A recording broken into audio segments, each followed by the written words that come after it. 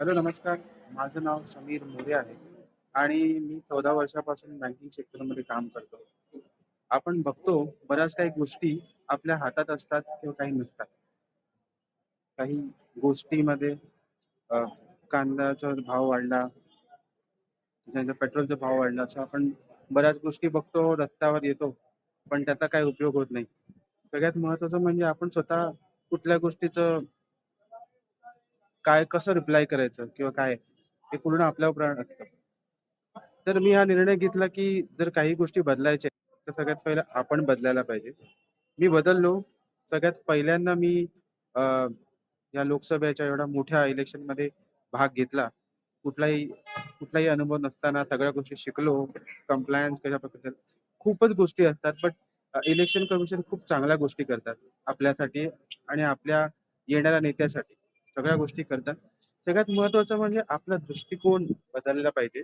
अ, अमुक एक पार्टी आणि अमुक एक पार्टीपेक्षा बाहेर जाऊन, जे बाहेरची लोकं कशी आहेत, जी इंडिपेंडंट उभे आहेत, त्यांचं कशाप्रकारे प्रतिभा आहे आणि ते बघणं गरजेचं आहे.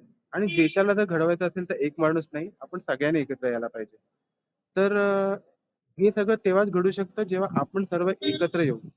आणि असा एक प्लॅटफॉर्म बनेल जेणेकरून जो मनुष्य उभा आहे, त्याचं बॅकग्राऊंड काय आहे? त्याचं कुठला गुन्हेगारी असा कुठला बॅकग्राऊंड आहे का? किंवा त्याने कुठली काही चुकीच्या गोष्टी केल्या आहेत की नाही? हे खूप महत्वाचं आहे आणि नेहमीच हे एवढं मोठं इलेक्शन लढणं आणि त्यासाठी फंडिंग हवी असते. पण मी स्वतःच त्याच्यासाठी इनिशिएटिव्ह घेतला. काही जास्त फंडिंग केलं नाही. जेवढं करता येईल तेवढं केलं. पहिल्यांदाच मला अशा प्रकारे माझं मत मांडायचं अ, चान्स मिळतोय. मला ह्याच वेबसाईटवरल्या एका प्रतिभा प्रतिनिधीने सांगितलं, की तुम्ही या आणि तुमचं मत इकडे मांडा. तर हो, नक्कीच.